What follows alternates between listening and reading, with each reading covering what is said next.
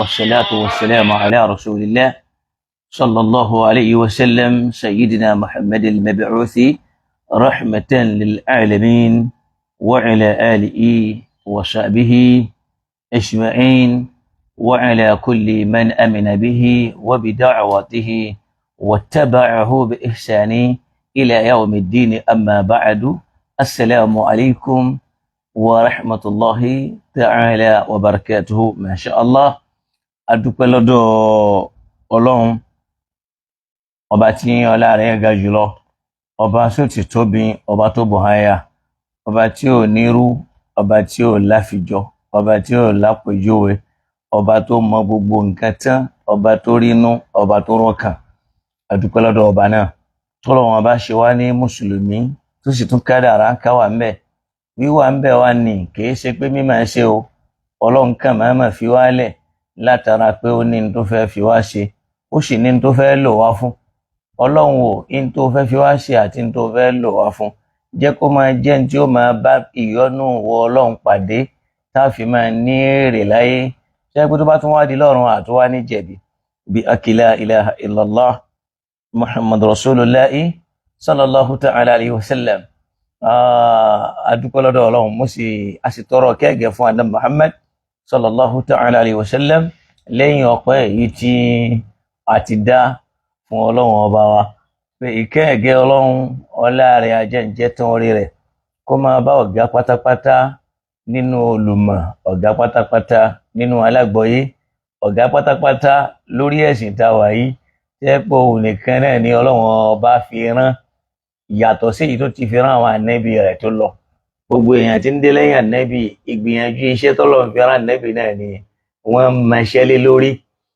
Ọlọ́run bá wa kí ànábì náà kó sì bá wa kí àwọn sahaba al-kirami wa tabi'ina lahum bi ihsani àti gbogbo àwọn àfáà wa àgbà tí wọ́n ti lọ látòrí maulana fadilatu sheikh Adam Abdullahi al-Ilori rahmatullahi alayhi, wa sheikhuna Kamaluddin al-Nabi Yusuf al-Abuaji, وشيخنا تاج الأدب، وشيخنا مصطفى زغلول سنوسي، وشيخنا محسن يدو، والشيخ عبد اللطيف ياموني، وشيخنا جرجيس وقالوا اللهم ارحمهم برحمتك يا أرحم الراحمين، ورحم كل علمائنا الصالحين يا رب العالمين، واجعلنا من الصالحين في الدنيا والآخرة يا رب العالمين. نعم، adúpẹ́ lọ́dọ̀ yín púpọ̀ tọ́rẹ́ yìí náà lọ́wọ́n bá ní kẹ́ máa dúró tì wá. tí o bá sẹ́ni tó fẹ́ wo ń tà ń sọ, tí o fẹ́ sẹ́ni tó fẹ́ gbọ́ ń tà ń wí, kí la fẹ́ wí. àmọ́ lónìí mo tún fẹ́ fún wa ní àlàyé ráńpẹ́. ẹni pé mo sọ bí clarification. aláwọ̀kọ́ ni pé bàbá wa mudirul markaz adamallahu ayatahu wa dawlatahu, Ọlọ́run bá wa jẹ́ àrí bàbá náà pẹ́ o. tí wọ́n bá ń sọ yí pé abiyamọ abọ̀já gbọ̀rọ̀gbọ̀rọ̀, bàbá Lágége ní jẹ́ bẹ́ẹ̀ o. àpadà sí ibú, àpadà sí ìgbàmọ́jọ wọlé tó bàbá náà. àlàáfíà rẹ tó péye Olúwa Ọlọ́run à ń bẹ̀ ọ́ bá wa ṣe fún wọn.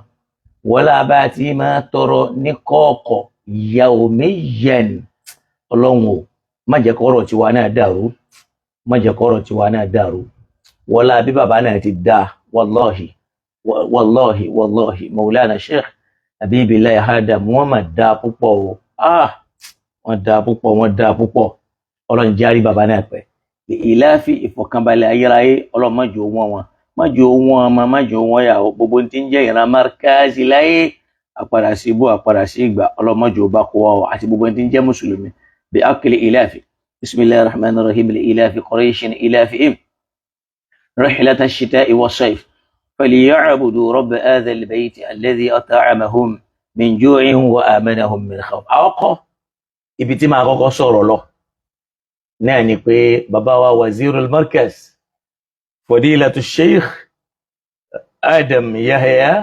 Al-Fulani adamallahu hayatahu Ọlọ́run járí bàbá náà pẹ́.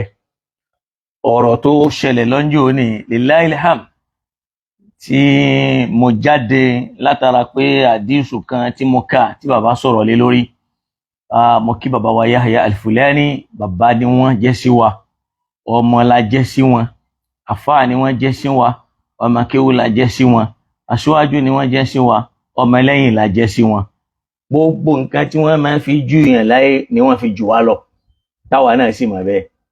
àmọ́rọ̀ bàbá sọ́mọ ni a sì ti yanjú ẹ̀ ọ̀rọ̀ bàbá sọ́mọ ni àti yanjú ẹ̀. ọmọ ti bẹ bàbá náà sì ti fa ọmọ mọ́ra. La ilaha illallah. bàbá wa Yahya Al-Fulani gbogbo ẹ̀yin tí ẹ bá wà offensive lórí ọ̀rọ̀ tí mo sọ pé bóyá mo sọ̀rọ̀ pẹ̀lú ìtara tàbí bákan, màá fẹ́ kẹ́lọ́ ọmọ wípé al-Imam Ash-Shafi'i radiyallahu ta'ala anhu ó sọ fún wa wípé man istaghdaba falam yaghdab fahuwa shaytan fahuwa himar wa man istaghdaba faman istarda walam yarda fahuwa shaytan. ó nínú ọ̀rọ̀ tí wọ́n ní gbogbo ẹni tá a bá hùwà tó yẹ kó bínú tí ò bá bínú wọ́n ní fahuwa himarun, kẹ́tẹ́kẹ́tẹ́ ni irú èèyàn bẹ́ẹ̀ o a gbọ́dọ̀ pé léèyàn. wa man istarda falam yarda fahuwa shaytan, ẹni tí wọ́n bá wá bẹ̀ tó bá lóhun ò ní gbà òun ò ní gbọ́ òun ò ní gbà irú èyí ni ṣèitọ́ọ̀nù ni. ẹ rí i pé àwọn Yorùbá báwọn tí máa ń lò ní wípé ọmọ àlè ní máa ń rínú tí èé bí, pé ọmọ àlè ni wọ́n máa ń bẹ̀ tí èé gbẹ̀bẹ̀.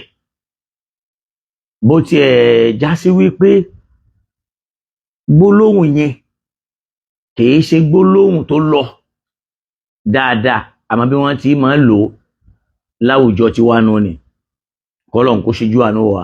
bàbá Yahya Al-Fulani ẹ ṣé púpọ̀ àdúpẹ́ lọ́dọ̀ yín, àgbàlagbà rẹ ní Ọlọ́run ò sì ní yọ yín kúrò láwùjọ àgbàlagbà rẹ.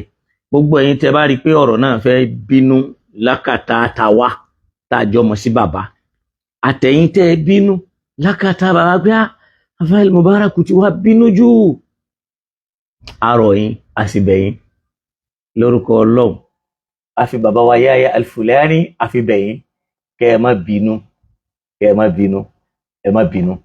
ẹ má bínú kọ́lọ́hun kó ṣe dáadáa fún wa. so ìyẹn ò jẹ́ lábẹ́gbẹ́ ìyẹn ọ̀rọ̀ bàbá àtọmọ ọ̀rọ̀ inú ilé ni wọ́n sì ti yanjú ẹ̀. bàbá Mudirul Markaz ti ń jẹ́ bàbá wọ́n ti tẹ̀ ẹ́ mẹ́lẹ̀ tó ń jásí pé al-amru min al-a'la bàbá al-Barka bàbá dáadáa wọ́n ti tẹ ọ̀rọ̀ náà mẹ́lẹ̀. gbogbo wọn tó bá lọ wá fẹ́ bínú tó ń fẹ́ máa yọ fìlẹ̀kẹ́ ó kàn kóra rẹ̀ sí wàhálà ni o. ọ̀rọ̀ bàbá sọ́mọ ni o, bàbá àtọmọ ti yanjú nǹkan wọn o. bàbá ti fa ọ̀rọ̀ bàbá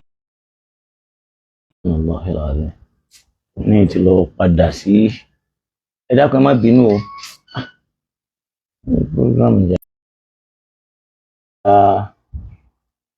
kámẹ́rà yẹn padà síwájú. náà ẹ má bínú nítorí Ọlọ́run, ẹnìkan ló lọ pè sórí kinní tí mo ń lò yẹn kọ́lọ́run kó ṣíjú àánú wa kó ṣe dáadáa fún wa. so mo rọ̀ wá o, ọ̀rọ̀ bàbá àtọmọ ni o.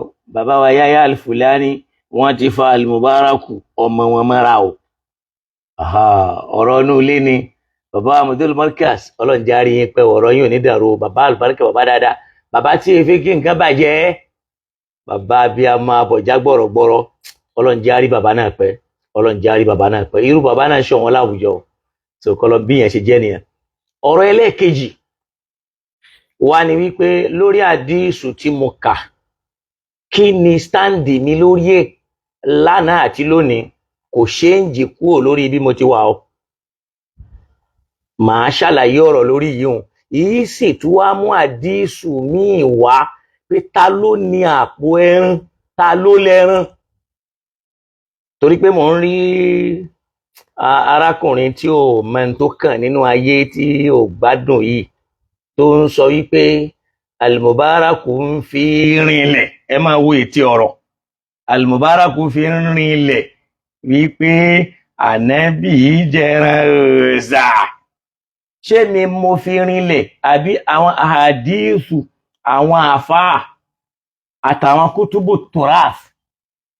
ìntẹ́mi dúólé lórí ni wípé mawkifu bàbá wa Mudirul Markaz tí wọ́n ń pariwo fún wa wípé ẹ jẹ́ á ṣọ́ra fún gbogbo àwọn nǹkan tó bá ní í ṣe pẹ̀lú tùràf tó lè dọ̀tí ànábì Muhammad sallallahu ta'ala alayhi wa sallam gbogbo tó bá lè yẹ̀yẹ́ ànábì torí pé àwọn kan nínú àwọn ọ̀tá Islam gbogbo gbìyànjú ni wọ́n lò tó bá lọ ka bíbélì láti máa fi yẹpẹrẹ àwọn ànábì kankan nínú àwọn ànábì Ọlọ́run kódà wọn a máa attribute òòṣà mọ́ wọn tí yẹn bá jẹ́ tó ka bíbélì dáadáa wọ́n gbìyànjú láti ṣerú ẹ̀ náà sánábì.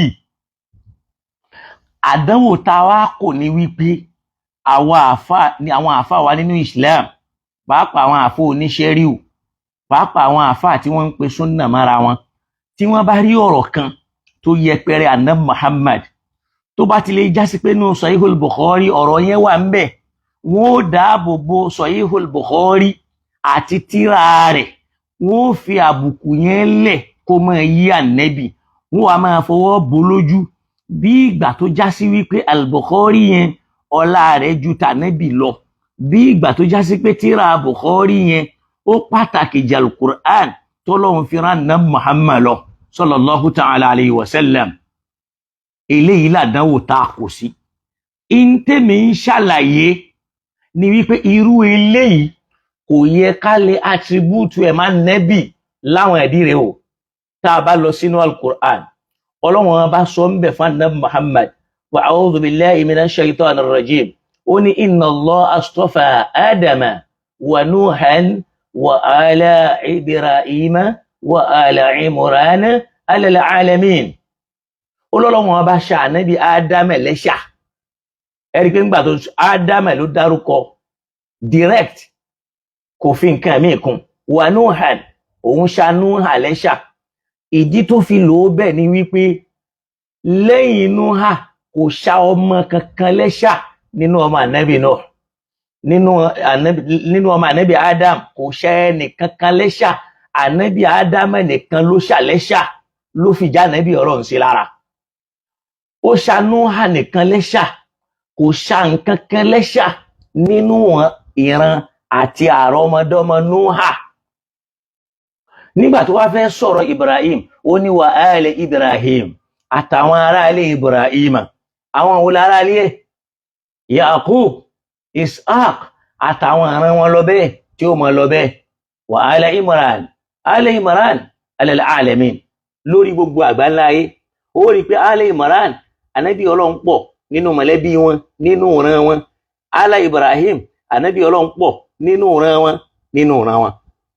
nínú ala Ibrahim yẹn náà lànàbì Muhammad sallallahu alayhi wa sallam náà ti jáde gẹ́gẹ́ bá nàbì ṣe jẹ́ kó yé wa wípé ana da'watu abi Ibrahim alayhi salam èmi tẹ́ ń wò yìí o èmi náà ní ìpèpè ìbẹ́lọ́hun tí bàbá mi Ibrahim tọrọ lọ́dọ̀ Ọlọ́run tọ́lọ́run sì gbà fún. báwo ló ti tọrọ ẹ̀? Ọlọ́run jẹ́ ó yé wa nínú Al-Qur'an rẹ́bíyẹ́bíyẹ́ 129 ní Suratul Baqarah. béèyàn bá dẹ̀ láǹfààní kó rí pé bẹ́ẹ̀ náà bẹ́ẹ̀ kọ́kọ́ dákun kó bá wa tààgẹ̀. ó ní wa idh yarfa'u Ibrahimul qawa'ida minal bayti وإسماعيل ربنا تقبل منا إنك أنت السميع العليم. إذ يرفع إبراهيم القواعد من البيت وإسماعيل. nígbà tí Ibrahim àti anabi Ismail bàbá àtọmọ táwọn méjèèjì parapọ̀ tí wọ́n mú àwọn òpó ilé Ọlọ́run tí wọ́n mọ́ sókè tí wọ́n wá mọ́ tí wọ́n ń bọ́ lọ́wọ́ bá sọ̀rọ̀ yìí pé Rabbana taqabbal minna, Ọlọ́run dákun gbà lọ́wọ́ wa, innaka anta samiul alim, torí pé wọ́n lọ́ba tí máa gbọ́ ìpèpè ẹ̀dá, ìwọ náà ló sì mọ iṣẹ́ tẹ̀dá bá ṣe bóyá ó dáa tàbí ò dáa. wọ́n wá ń tọrọ ń jọ́nà yìí pé Rabbana ìrẹ́ Ọlọ́run waj'alna muslimayni lak, àwa méjèèjì mùsùlùmí ni kó o ṣe wá fún ọ, ṣe wá lẹ́ni tí ó juwọ́ lẹ̀, tí ó jupá lẹ̀, tí ó jusẹ̀ lẹ̀, tí ó jọkàn lẹ̀, tí ó ju gbogbo ara rẹ̀ lẹ̀ fún Ọlọ́run. wa min dhurriyyatina ummatan muslimatan laka, sórí nínú àwọn àrọ́mọdọ́mọ wa wá bá wa yọ àwọn ìjọ kan, ẹ dákun ẹ má bínú, bá wa yọ ìjọ kan nínú àwọn àrọ́mọdọ́mọ wa muslimatan, táwọn náà máa jẹ́ mùsùlùmí laka fún Ọlọ́run. oríire táwa ṣe náà lónìí ni pé àwa náà wá pẹ̀lú mùsùlùmí yẹn. Ibrahim ò tọrọ ń jọ yẹn o, bá mi yan alùsùnà o, bá mi yan sufi o, bá mi yan tìjàníyà o, bá mi yan ṣàkṣàmbàdíyà o, bá mi yan ṣíyà o, kàwárìjì ni o bá mi yan o, àbádíyà ni o bá mi yan o, mẹ̀tázílà ni o bá mi yan o. ó ní muslimatan lak, àwọn tí ó jẹ́ mùsùlùmí tí wọ́n juwọ́ tí wọ́n jurálẹ̀ fún Ọlọ́run. wa arina manasikana, wá júwe fún wa bá ti máa sìn ọ́. wa arina manasikana, júwe bí tá ti máa sìn ọ́ àti bá ti máa sìn ọ́. wa tub alayna, kó wá yọ́nú sí wa, gbàrònúpìwàdà wa. wa tub alayna, kó gbàrònúpìwàdà wa, torí pé ìwọ ọba yìí ó bẹ lọ́run lọ bẹ́ẹ̀, ó tún wá ní wab'ath fihim, wá bá mi gbé dìde láàrin wọn rasulan, òjíṣẹ́ ẹyọ ọ̀kan, yatlu alayhim kitabaka, ètò jẹ́ pé tí ó máa ṣe láàrin wọn náà ni kó máa ka tírà, kó máa ka ìwé Ọlọ́run, kó máa kà á fún wọn, léyìí tí ń ṣe ànábì Muhammad. yatlu alayhim kitabaka wa yu'allimuhumul kitaba wal hikma wa yuzaqqihim, yatlu alayhim ayatika, èyí tí ó máa júwe àwọn àmì ìwọ Ọlọ́run, yóò máa júwe ẹ̀ fún wọn. ẹ̀rí Ọlọ́run ṣe báyìí ni, ẹ̀rí ni awalam yaraw ila tayri fawqahum safatin wa yaqbidna wa ayatan lahum al-ardu al-maytatu ahyaynaha yatlu alayhim ayatik, èyí tí ó máa júwe àwọn àmì rẹ̀ Ọlọ́run fún wọn. wa yu'allimuhumul kitaba, èyí tí ó máa kọ́ wọn ní ìwé rẹ̀, wal hikmata, tí ó tún máa kọ́ wọn lágbọ́yé, wa yuzaqqihim, tí ó máa kọ́ wọn bí wọ́n ti hùwà rí sáwọn èèyàn.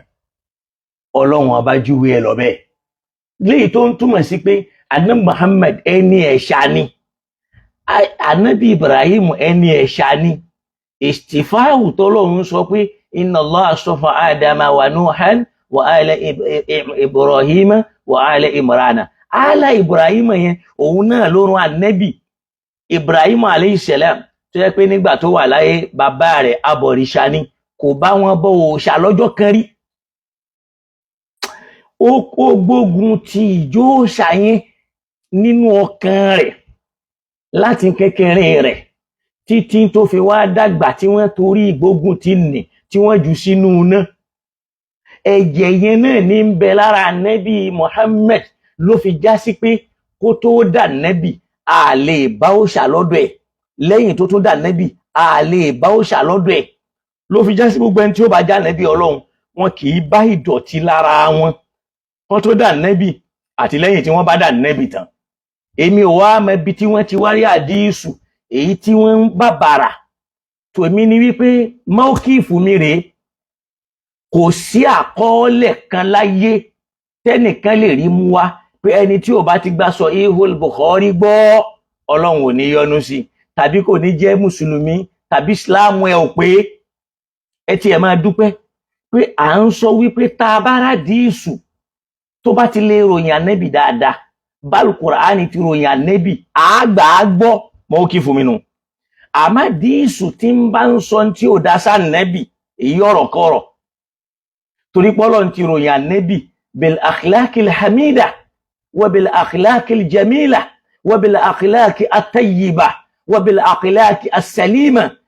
Kádìsù kan wá máa ròyìn ànábì lọ́nà tí ó dá, kí mùsùlùmí kan torí ẹ pé kó wá máa dìfẹ́ǹdì irú ọ̀rọ̀ bẹ́ẹ̀ tó sì já sí pé ní tí ń bẹnu Al-Qur'an ní pé kùlú ẹ máa sọ fáwọn èèyàn tí wọ́n bá ti ń gbé ọ̀rọ̀ wá bá yín wípé amanna billahi àti nígbàgbọ́ nínú Ọlọ́run wa ma unzila ilayna àti Al-Qur'an tó sọ̀kalẹ̀ sí wa. Kò sí, mi ò ní business pẹ̀lú Imam Bukhari, mi ò ní business pẹ̀lú Imam Muslim, àfi tọ́rọ̀ wọn bá lọ pẹ̀lú Al-Qur'an. Gẹ́gẹ́ bí Imam Malik radiyallahu ta'ala anhu bó ṣe sọ fún wa wípé ma min ahadin illa wa rudda alayhi illa sahiba hadha al-qabr, pé kò sí ẹni náà láyé nínú ẹ̀dá Ọlọ́run àfi ká máa rí nínú ọ̀rọ̀ tó bá kójọ rúdà tí àwọn èèyàn ó yọ kúrò pé eléyìí ò lọ, àwòrán dá tàbí kóhun náà rí tí ó máa kó dànù nínú ọ̀rọ̀ àwọn èèyàn illa sahiba hadha al-qabr, àyàfà Nabi Muhammad tí ń bẹ nínú sàárè lọ́jọ́ tí Imam Malik dé ti sàárè ànábì ní ń sọ ọ̀rọ̀ yẹn. Kí ló sì fa ni wípé ma yantiku anil hawa, ànábì kì í sọ ìfẹ́ inú ara tiẹ̀ kó máa fi sọ̀rọ̀ ẹ̀sìn, in huwa illa wahyun yuha, tí ó bá sọ̀rọ̀ yóò máa já sí pé wáyé Ọlọ́run ni ó máa retí, tọ́lọ́run bá sì ti sọ̀rọ̀ fún ọ̀rọ̀ yẹn náà ni ó máa sọ jáde léyìí tí ń ṣe Al-Qur'anul Karim. Àdísù yẹn náà dẹ̀ wà nínú Sahihul Bukhari pé kana nabiyyu sallallahu alayhi wa sallam, pé ànábì tẹ́ rí yẹn ó jẹ́ ẹnìkan tó já sí pé ní ma lam yunzil alayhi al-wahyu, tí wáyé ò bá ti sọ kalẹ̀ fún kò ní fayaqulu la hadiri, yóò máa sọ pé mi ò mọ̀ tí wọ́n béèrè yẹn. Aw yaskut, tàbí kó dákẹ́ hatta yunzalu alayhi al-wahyu, àyàfìgbà tí wáyé bá sọ kalẹ̀ fún. Fala yaqulu bi ra'yihi, kò ní fi làákàyè sọ̀rọ̀, wala bi qiyasihi, kò sì ní lo ìrònú ààrẹ. So àdísù yẹn náà wà ń bẹ́ẹ̀, mo ti kó tiẹ̀ ń jò ní. Ànábì Ọlọ́run ni, wọ́n ń ṣòfin fún ni, òun kọ́ ní ṣòfin fúnra rẹ̀, òun kọ́ ní ṣòfin fún àwọn ọmọ ẹlẹ́yìn ẹ̀. Ọlọ́run ń ṣòfin tóun àtàwọn ọmọ ẹlẹ́yìn rẹ̀ tí wọ́n jọ máa lò papọ̀ lọ́lọ́run bá ń ṣe fún. Ló fi já sí pé a fẹ́ mọ bí ìwé náà ti rí, ìbá jẹ́ Sahihul Bukhari, ìbá jẹ́ Sahih Muslim, tí ń bá ń sọ tí ò dá nípa ànábì, a ní gbá wọlé, torí pọ́lọ́ ti ròyìn bá ànábì ti rí nínú Al-Qur'an fáwa. Mọ́kífù bàbá Lágége nìyẹn, mọ́kífù Sheikh Adam nìyẹn, mọ́kífù yẹn làwa náà wà lórí ẹ̀. Kò sí láìfí tí wọ́n bá wà lórí mi lódiwọ̀n tá a bá jọ nígbàgbọ́nú la ilaha illallah, tá a dẹ̀ ń kírun, tá a ń gbààwẹ̀, tá a nígbàgbọ́nú sàká, tá a nígbàgbọ́nú hajj, alhamdulillah alal islam. Torá wọn sahaba al-kirami abadullah, wọ́n sin lọ́hun o, wa sallu, wọ́n kírun o, wa samu, wọ́n gbààwẹ̀ o, wa zakka, wọ́n yọ sàká, wa hajja, wọ́n ṣe hajji o, biduni kitabil Bukhari, láì rí ìwé Bukhari sórí o, kazaka tabi'in, bẹ́ẹ̀ làwọn tabi'in náà o, wọ́n kírun, wọ́n gbààwẹ̀, wọ́n yan sàká, wọ́n ṣẹ̀sìn, láì rí ìwé Sahih Bukhari, àwọn tabi'in, àwọn náà sin lọ́hun láì rí ìwé Bukhari. Kò sí májẹ̀mú kan tó sọ pé téèyàn ò bá ti gbà Sahih Bukhari gbọ́ ó ti níṣòro pẹ̀lú Ọlọ́run tàbí ó níṣòro pẹ̀lú Islam. Bá ti ń sọ yìí náà, ẹlòmíì ò ní fẹ́ gba òtítọ́ yẹn wọlé. Tàbá rọ̀rọ̀ kan bẹ́ẹ̀ nìkan bá lóhun ò gbà, kó sí wàhálà. Lódiwọ̀n tí ìbá ṣal-Qur'an lálágbàgbọ́, mọ́kífù nìyẹn.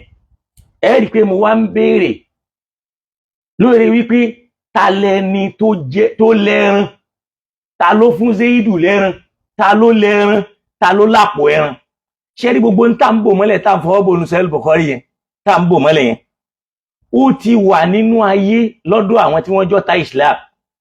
Ìwọ tí ẹ̀ kan Google kó sọ pé bag of meat, ìwé kan ń bẹ tí wọ́n pè ní bag of meat, ìwé tó ti pẹ́ ni. Àwọn hadisu yẹn ń bẹ ń bẹ tó ń ròyìn ànábì pé ànábì náà ń bọ òòṣà, ànábì náà máa bá wọn pa ẹran sórí òòṣà, ànábì náà máa jẹran òòṣà, àtúmọ̀ fún yàn. Àwa ń sọ pé irú àdíìsì yẹn ò dáa, àwọn kan sì tún ń dáàbò bo àdíìsì yẹn, wọ́n sì ń dáàbò bo òwe tádíìsì yẹn wà nínú rẹ̀, wọ́n tún ń dáàbò bo ẹni tó ń kọ́ àdíìsì yẹn, wọ́n dẹ̀ ń fẹ́ máa tú ìṣe ọ̀rọ̀ yẹn. Wọ́n wá ní Al-Mubaraku ó ń fìdí rẹ̀ rinlẹ̀ wípé dídìrín ni ó, mi ò fìdí ẹ̀ rinlẹ̀, àwọn àáfàá ni wọ́n ń fìdí ẹ̀ rinlẹ̀. Ìwọ náà wá gbọ́ àdíìsù tá à ń sọ yìí, àwọn àáfàá tí wọ́n gba àdíìsù yìí wá pọ̀, kìí ṣe Imam Bukhari nìkan, èyí tí wọ́n sọ yí pé qaddama ilayhi rasulullah Ànábì Muhammad ti ẹran sí ó fún lẹ́ran, àti èyí tí wọ́n ní quddimati ila rasulillah, ìyíhun wọ́n fẹ́ fi tún àdíìsì yẹn ṣe ní. Wá wo àwọn tí wọ́n gba àdíìsì yìí wá kó lè mọ̀ yí pé èmi kọ́ ni mò ń fìdí ẹ̀ rinlẹ̀, èmi ń sọ pé irú ọ̀rọ̀ yìí ò yé Ànábì. tó bá lọ ka Fadailu Sahaba, tó bá lọ ka ó bá ọ̀rọ̀ yìí ń bẹ̀, lọ ka Musnad al-Imam Ahmad lọ́wọ́ volume 2 ó bá ń bẹ̀, Sunanul Bayhaqi ó bá ń bẹ̀, tó bá lọ ka volume 9 al-Ahadu wal-Mathani ti àfáwà ad-Dahhak, àfáà Sunan gbogbo wọn tá ń sọ yẹn, ó bá díìsù yẹn tó ń sọ̀rọ̀ Ànábì bí ìgbà tá Ànábì jẹran tó gbọ́rọ̀ ṣà tún wá ka díìsù mi tó mọ̀ pé nínú àdíìsù yẹn Ànábì ló ní àpò, Ànábì ló lẹ́ran, kódà àdíìsì júwe pé Ànábì jẹ́ tí ó wà clearer. Ká má máa bo tí ó ṣe bò aláwọn ilé ẹjẹ́ lọ sún níná, gẹ́gẹ́ bí n tá Ànábì sọ pé man kataba anni siwal Qur'ani falyamha, bí yẹn bá kọ nǹkan kan kalẹ̀ tó yàtọ̀ sálù Qur'ani kó lọ parẹ́. tó bá yẹ pé yẹn ló wà nílẹ̀ ni àdánwò ilé yóò ní sí. tó bá lọ sínú Sunan an-Nasa'i àdíìsù yìí ń bẹ́ẹ̀ ó kanu volume 5, Sahih Ibn Hibban lọ́wọ́ nù volume 12, Al-Mu'jam al-Kabir lit-Tabarani lọ́wọ́ nù volume 5, Sahih Ibn Hibban lọ́wọ́ nù volume 12, Al-Mu'jam al-Kabir lit-Tabarani ó wà nù volume 5, wa Dala'il an-Nubuwwati li-Isma'il al-Isbahani ó wà nù page 79, At-Tabaqat al-Kubra ó bá nù volume 3, Tarikh Dimashqi ó bá nù volume 19, ó tó bá lọ sínú Tahdhib al-Kamal òun náà ó wà ń bẹ̀ náà. Gbogbo tíra tí mo kálẹ̀ tíra àwọn àfáà Sunnah ni. Kódà àtúrí àdíìsù kan tóhun tí dìídì ń sọ fún wa wípé fama ruhiya an-nabiyyu ya'kulu mimma dhubiya 'ala an-nusubi min yawmi dhalika hatta bu'itha, pé níjọ́ tá Nábì ti jẹran òòṣà yẹn o, lẹ́yìn ni o wọ́n túrí kó jẹran òòṣà mọ́ títí tó fi dà Nábì Ọlọ́run. tí yẹn wà ń bẹ̀ ó wà ń bẹ̀ ó wà ń bẹ̀ ó wà ń bẹ̀ ó wà ń bẹ̀ bó ti ẹ̀já sí pé àwọn àfáà padà wá bẹ̀rẹ̀ sí ní gírípù ẹni tó ní àfáà àdíìsù yẹn pé àlè Ismailu nígbà tó bẹ̀rẹ̀ sí ní dàgbà ìtálátọ̀ ọ̀rọ̀ ẹ bẹ̀rẹ̀ sí ní yí padà, àdíìsù tó ti ń gbà wá ń bẹ̀rẹ̀ tẹ́lẹ̀tẹ́lẹ̀ àwa ń dá ọgbọ́n sí tó yẹ kákú gbà pé èyí tó wà nínú Bukhari àti gbogbo ẹ ó wallahi ìsọkúsọ ní gbogbo ẹ, wọn nígbà wọn a máa pariwo dìbéètì, ọ̀rọ̀ yín ń tẹsẹ̀ bẹ́sẹ̀, ẹ wá máa pariwo dìbéètì léyìí tẹ́ ọ̀rọ̀ dàrú mọ́ yín lọ́wọ́. Náà ẹ̀yin ọmọ ìyá mi ẹ wá jẹ́ àjọ dọ̀rọ̀ sínú Musnad al-Imam Ahmad nínú hadith 1583 ẹ jẹ́ àjọ ka hadithu yìí hadithun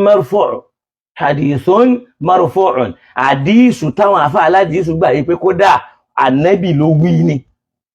Haddathana Yazid حدثنا المسعودي عن نفيل بن هشام بن سعيد بن زيد بن عمرو بن نفيل عن أبيه عن جده bí àwọn sílísílà àdísì yẹn ṣe wá nìyẹn. Qala ó sọ wípé ẹ máa gbọ́ kana Rasulullah sallallahu alayhi wa sallam bi Makkata huwa wa Zayd bun Haritha, wọ́n lá Nabi sallallahu alayhi wa sallam ó wà ní Makkah òun àti Zayd ọmọ Haritha.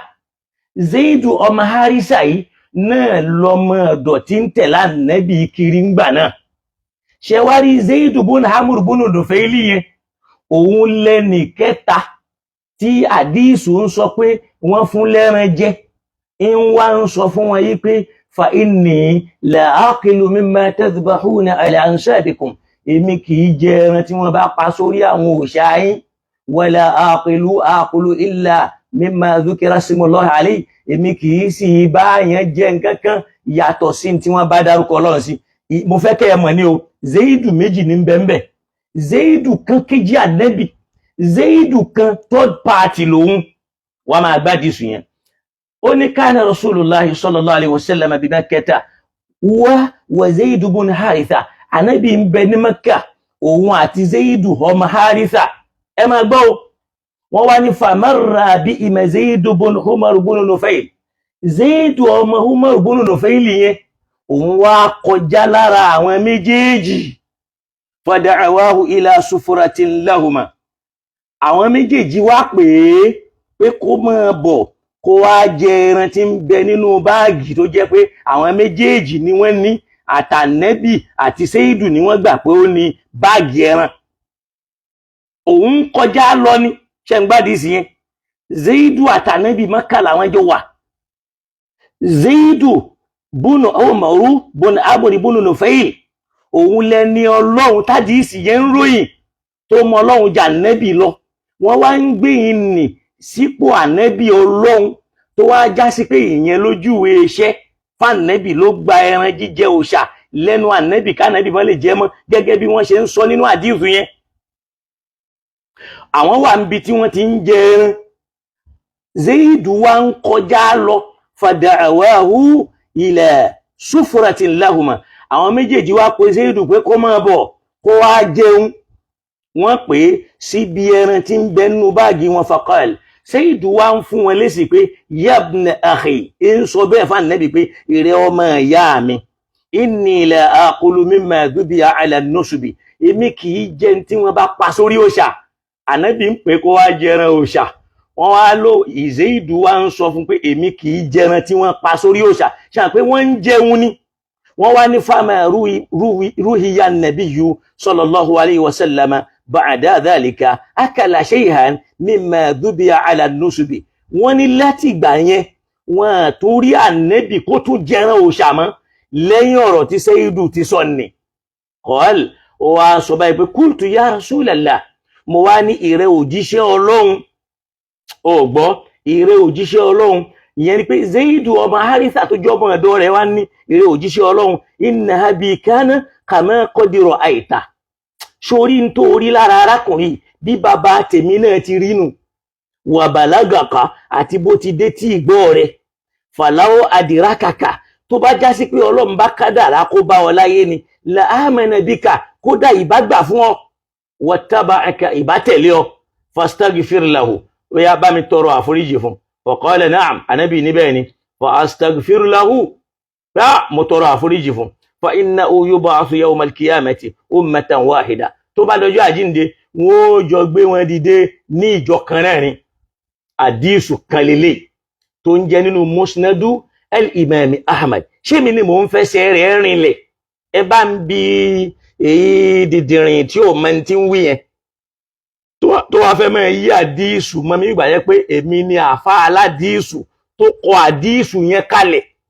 Àlọ́rọ̀ yìí ń bẹ nínú Musnadu al-Imam Ahmad, ó ń bẹ. Àfá Ahmad yìí, àfá lòun sì jẹ́ sí Imam Bukhari. Lára àdíìsù táwọn náà gbà ni Imam Bukhari náà ń gbà wá. Ó rí pé ọ̀rọ̀ tí Imam Bukhari sọ yẹn wípé qaddama ilayhi Rasulullah, pé ànábì fún lẹ́ran. Faqal, ó wá sọ wípé inni la aqulu mimma tadhbahuna ala ansabikum, èmi kì í jẹ tí wọ́n bá pa sórí àwọn òòṣà yín. Nínú àdíìsì míì tán wá padà wá mú wá, wọ́n wá ní faquddima ila Rasulillah, àwọn kèfèrí, àwọn Kùrẹ́ṣì, àwọn ni wọ́n wá gbé ẹran wá fún ànábì. Ànábì wá gbé fún Zaidu bùnú Amru bùnú Nufayl. Zaidu wá ń sọ wípé inni lastu aqulu mimma tadhbahuna ala ansabikum. Kí ló bá lọ nínú ara wọn? Ànábì kọ́ ló wí gbólóhùn yẹn nínú àdíìsù yẹn, Zaidu ló wí. Àdíìsù yẹn dẹ̀ ń fi rinlẹ̀ wípé ànábì ló lẹ́ran, òun ló lápò ẹran. Àdíìsù kan lélẹ̀. Ẹ tún wá wo àdíìsù mi tá bá lọ ka Siratu bun Ishaq nínú riwaya Yunus bun Bukhair al-juz'u ath-thani, tẹ́ bá lọ ka volume 2, ẹ wá gbọ́n táwọn tún sọ. Wọ́n ní na Ahmad na Yunus ani ibn Ishaq qal, ó ní fa haddathtu anna Rasulallahi sallallahu alayhi wa sallam, tàbí kó sọ pé fa huddithat anna Rasulallahi sallallahu alayhi wa sallam qal. Wọ́n lánàbì kọlọ̀mbá wa kẹ òjíṣẹ́ Ọlọ́run sọ báyìí. Wọ́n ní wa huwa yuhaddithu an Zaid, wọ́n lánàbì ń sọ̀rọ̀ nípa Zaidu ọmọ Hamuru ọmọ Nufayl tóun jẹ́ ní Ọlọ́run, gẹ́gẹ́ bí àkọọ́lẹ̀ tí wọ́n sọ. Wọ́n wá ní in kana al-awwal 33 man 'aba 'ala al-awthan, kódà bó ti ẹ̀ já sí pé òun náà ó jẹ́ kan nínú àwọn àkọ́kọ́ 323 èèyàn tí wọ́n ti kọ́kọ́ gbógun tó ṣà. tí wọ́n bẹnu àtẹ́lù òòṣà ẹ wá máa gbọ́. So ẹ máa gbọ́ wọn lánàá ànábì wa ń sọ wípé in kana al-awwal man aba alayya al-awthan, bó tiẹ̀ já sí pé Zaidu ọmọ Amru ọmọ Nufayli òun là kọ́kọ́ ẹni tó kọ́kọ́ bu ẹnu àtẹ́lù àwọn òòṣà fún mi, wa nahani anha, òun ló kọ́kọ́ kọ̀ fún mi kí n má bọ òòṣà mọ́. ẹ máa gbádìí so Zaidu yẹn ló wá ń dàbí ànẹ́bì. ẹ máa wo ń táwọn àfáà ń dọwọ́ bò láti máa dọ̀tí ànẹ́bì, láti máa pọ́n ìwé Bukhari lé. wọ́n lánàbì Jibrilu lámọ̀ tọ́lọ̀ ń sọ́nú al-Qur'ani o pé wan najmi idha hawa ma dalla sahibukum wa ma gawa wa ma yantiku anil hawa in huwa illa wahyun yuha allamahu shadidul quwa. Jibrilu lámọ̀ tọ́lọ̀ ń rán sànẹ́bì tó wá fọ̀nà máa o. Àdísù ń sọ fún wa pé Zaidu bun Amri bun Nufayli òun ló já ànẹ́bì sí já ànẹ́bì Ọlọ́run. Inna lillahi wa inna ilayhi raji'un. القرآن يمشي إلى اليمين والحديث يمشي إلى الشمال وأين المسلك.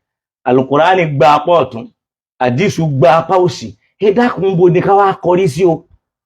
nínú tá kanú al-Qur'an Ọlọ́run ò sọ ẹni kankan fún wa tó wá fi nǹkan kan méjì ànábì kọjá màláíkà Jibril. ذو مرة فاستوى وهو بالأفق الأعلى وهو من الأفق المبين وهو روح القدس روح الأمين. القرآن ń sọ fún wa pé Jibril ló wá kọ́ ànábì lẹ́sìn. Àdíìsì ń sọ fún wa pé Zaidu bun Amri bun Nufayli òun ló wá kọ́ ànábì lẹ́sìn tó júwé ẹ̀sìn fànábì Ọlọ́run tó jẹ́ kànábì mọ̀ pé òòṣà ò dá, èèyàn kì í jẹrọ òòṣà, èèyàn kì í bọ òòṣà. ṣáwọn tó kọ eléyìí ṣé léyìí tí wọ́n kọ̀ yìí bọ́ sí làwa ń sọ? ẹ̀yin ń dáàbò bò ni, kì í ṣe pé Mubarak ń fẹsẹ̀ ẹ rinlẹ̀, aláwọn àdísù yẹn fi rinlẹ̀. ìwọ tún máa gbọ́. ànábì sọ wípé in kana al-awwal, bó tiẹ̀ já sí pé Zaidu ọmọ Amru ọmọ Nufayli yẹn ẹ̀kọ́ mo ti ní Zaidu méjì, Zaidu ọmọ Haritha ìyẹn lọ́mọ ọ̀dọ̀ ànábì tó ń tẹ̀lé ànábì, Zaidu bun Amru bun Nufayli ìyẹn làáfà tí wọ́n fi ṣe àfà ànábì tó ń ká ànábì lẹ́sìn. ẹ máa wo mùsíbà tí wọ́n fàdí sùdálẹ̀. Naam, ànábì ní wa in kana al-awwal man aba alayya al-awthan, bó ti ẹjọ́ òun náà là kọ́kọ́ ẹni tó kọ́kọ́ bẹnu àtẹ́lù òòṣà fún mi, wa nahani anha, tó sì kọ̀ mí, ó kọ̀ fún mi pé kí n má dé di òòṣà mọ́. ó ní aqbaltu mina ta'ifa, ànábì ní sọ̀rọ̀ yóò, aqbaltu mina ta'ifa wa ma'i Zaidu bun Haritha. ànábì ní mò ń bọ̀ láti Taifa wa ma'i Zaidu bun Haritha, Zaidu ọmọ Haritha ń bẹ pẹ̀lú mi. hatta marartu bi Zaid bun Amr, títí tá a fi wá kọjá lára Zaidu ọmọ Amru ọmọ Nufayli. wa huwa bi a'la Makkata, òun ń bẹ ní a'la Makkah, lókè Makkah. ó ní wa kanati Qurayshun qad sha'aratu bi firaqi diniha hatta kharaja min bayni adharihim. ó láwọn Yahudi wọ́n ti gbajúmọ̀ mọ́ pẹ̀lú pé kì í bá wọn bọ òòṣà, kì í bá wọn ṣẹ̀sìn wọn. ó ti wá jáde kúrò láàrin ìlú, ó wá lọ ń jókòó sí a'la Makkah, ó fáwọn Qurayshi lẹ̀, kì í ta sí wọn, kì í bá wọn ṣe, kì í bá wọn jẹ, kì í bá wọn mu. ìyẹn Zaidu ọmọ Amru ọmọ Nufayli yẹn. ànábì wá ní àwọn wá kọjá láre, ànábì àti Zaidu ló ń bọ̀ láti Taifa, àwọn wá dé a'la Makkah, àwọn wá débẹ̀. ànábì ní fajalastu ilayhi, mo wá lọ́ọ́ jókòó tì í. ànábì lọ jókòó ti mástà tó fẹ́ kọ́ lẹ́sìn, tó fẹ́ sọ́dà ànábì Ọlọ́run. ó ní fajalastu ilayhi, mo wá lọ jókòó tì. wa ma'i sufratun li, àpò kan ń bẹ, èmi ni mo ní nǹkan mi. ẹ bá ń pàbúrà yìí mọ́. ṣòro pàdísù ẹyọ kan tí mo kàn mú wá nù Bukhari yẹn ló wà wájú mi. àwọn àdísù yẹn pọ̀. ṣèbí léyìí tẹ́mi kó tiẹ̀ lẹ́yìn sáré lọ ń wá ti bí káàkiri, lẹ́ ń sáré lọ Google wá fún yín ní fakudima ila rasulillah. ẹ wá rí tèyí tí mo kàn, ẹ wá ń dàrú pé al-Mubaraku ẹ mọ̀ dá lóhun ìtukùtù lal-Mubaraku ń tú. ìyẹn làwọn kan wá lọ gbé fún bàbá mi, bàbá àlùbáríkà, bàbá dáadáa, bàbá onínúure, bàbá Wazirul Markaz pé ẹ wo ṣebí markazi kan pẹ̀lú oúnṣúnà kan ni wọ́n ń fọ̀rọ̀ yìí ẹ dá sí. Ṣáwọn tí wọ́n gbé lọ yẹn wọ́n mọ̀ náà àti dá sí. Nígbà tèmi náà wá wí tèmi, àwọn náà tí wọ́n ń gbé sọ́dọ̀ bàbá mi sí bọ̀ àti pé ṣẹ́rí pé ó ti fún ilé iṣẹ́ wo nísìn. Bàbá wà sí inú ṣẹ́rí pé ọ̀daràn ni wọ́n wá ń fẹ́ ká máa jà ká kọjú síra wa. Yegede ojú tì í a lè jà, ọmọ bàbá Waziru la wá, ọmọ bàbá Lágége, ọmọ bàbá Wazirul Markaz. Ẹ ti fail, ẹ sì máa fail títí láéláé ni. Ẹ̀yin náà ẹ dá sí, ẹ fi bàbá Waziru lẹ̀. Bàbá Wasiru àwọn kan bọ́ta káwọn ṣe insaf láti pé káwọn balance kó wọ́n máa dàbí pé àwọn kan ń gbé Markaz àwọn kan gbé kíní ni. Àmọ́ mọ́kìfù tí mo wà lórí ẹ̀ náà làdísù yẹn ó yẹ ìyá Ànábì kú. Ẹlòmíì lè wà lórí mọ́kìfù mi o. Lórí tẹ́ bá wa ṣe ètò yẹn ní pàdánù ọmọláyé àti lọ́run. Ọlọ́run ó sì máa ṣe oore fún yín láwọn oore tó ní agbára tó já sí pé ẹ̀yin náà ó máa wò pé ṣé mi náà lọ́lọ́run ṣoore tó tó báyìí fún bí ó ti rí náà bí akil ayyil qayyum alladhi la ta'khusuhu sinatun wala nawm.